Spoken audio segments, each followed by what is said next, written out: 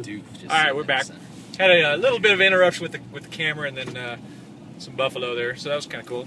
But we were talking about Patch and his dad. We watched Louis C.K. his concert show last night, and his dad over here, Patch over here, just cackles in stereo. It was real good, real good. Oh, that's got to be obnoxious. Yeah, real irritating. Oh, fun. All right, so what are we on, number 2? All right, I think it's me. All right. So number 2 would be the moment we decided to stay in the igloo that was half finished. Deciding to man up, seeing the fire crackling over there, sun going down, and feeling somewhat tough for a second or two. Yeah. A little tear rolled down. Felt good. It felt good deciding to do it. Really proud of yourself. Not necessarily doing it at that point, but deciding felt really good. So that was a high point. That's cool. Yeah. Glad you guys did that. Yeah. You're good. Well, Just yell.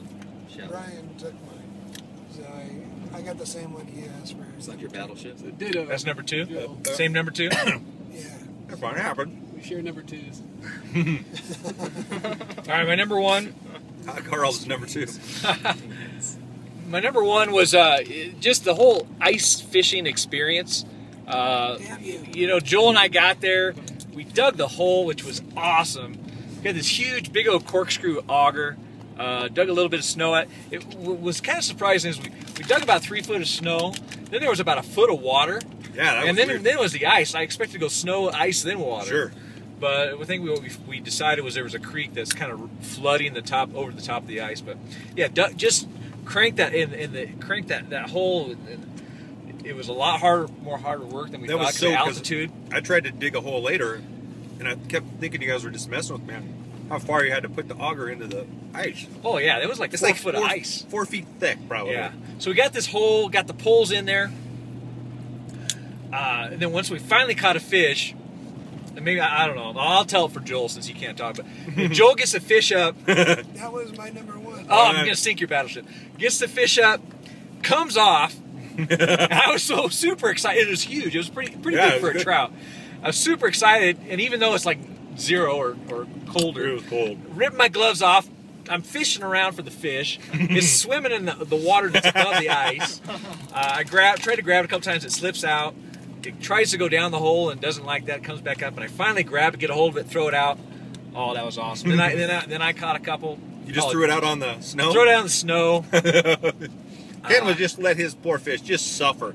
Like I put them out on misery. They're half frozen. They're kind of half curled up, but they'd flop. It'd still kind of flop every couple of seconds. Oh, but yeah. So we caught a bunch of them, brought them home. I put them on the barbecue. They tasted delicious. Best trout I've ever had. Just the whole fishing experience was my number 1. That was a lot of fun. My number 1. So we work on the igloo all day. It doesn't quite get there. Ken and I were kind of considering coming back the next day, but it was looking real sketchy. And Arizona boys in the Nude decided they're going to just tough it out and crank it out. So we had them set up pretty good. Had the tarp over the roof. They had a backup snow cave. Got a fire started for them. So felt pretty good about it initially. And then we just left, and the ride home was miserable. And then I just really started getting worried and irritated, and just kept thinking, oh man, we just left them up there for dead. Yeah. And was getting super nervous. 4:30, I couldn't sleep. 4:30 in the morning, I checked the temperature, it was -9. I was like, oh my god. So I got up relatively early and cranked it up there. Big bump. Like DP, of course, wanted to get all this. I just wanted to go up there and make sure they're alive. Just get up there. Ken just sits down, makes a Bloody Mary, and checks out for the day.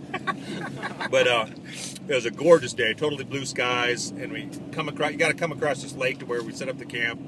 All 3 of them out there, just smiling, fire going, just loving it. Just worked perfect. Yeah. It was super satisfying. Yeah, Oh. just knowing they're alive. Oh yeah. Yeah. Because there was a sense of, okay, what are we going to do if they're dead? Because, the worst part for me was going to be trying to tell their wives. I was like, oh, how am I going to find? Yeah, I'm going to have to I can get their bodies out of there. Find them on Facebook. Try. Yeah. Just tweet it. Well, I think Oh, we can for sure get a hold of the Nuge's wife. We know her, but yeah, it's Yeah, that was going to be the hard part. trying to- And just it was trying to going to ruin explain the that. whole trip. We'd have dead bodies. Explain that to someone. You just left them up there? Oh. Yeah, the cops are writing in their Oh, little book. really? Pull a good Really? You So guys what had you're to saying leave is you them? left them? You tried to build them an igloo and it failed, and you still left the fuckers there? Oh. Yeah. All right, that's good. Yeah. My number one is staying in the igloo.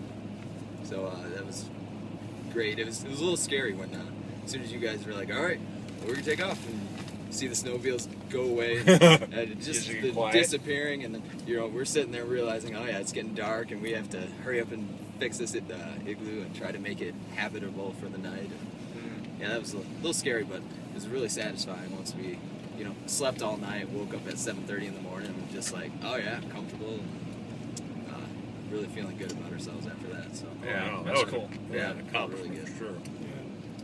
Well, I'm not going to mention that again. That actually is my number one. Just waking up in the morning, that's always nice. Yeah.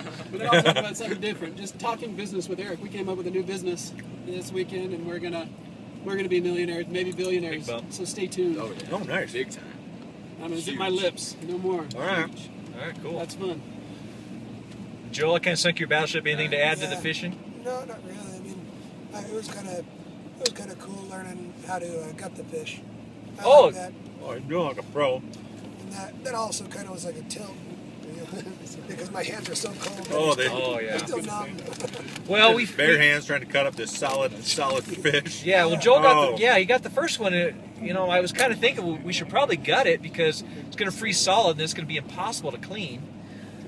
So I gave him a nice. I kind of talked him through it. Stick the knife up the butt and go up and get the guts out. He did a good job, but yeah, if you have your gloves off for a couple minutes, your It's hands fast. start to They get it super real gets cold dangerous. super Yeah. fast, yeah.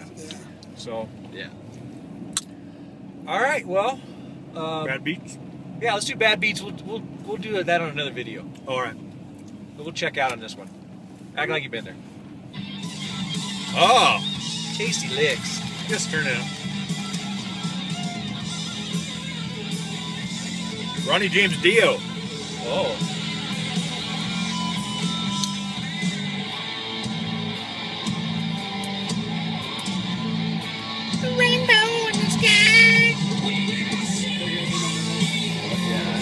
I feel like I should dance.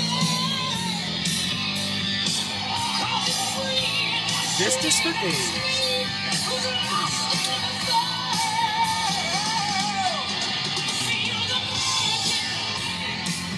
Adios.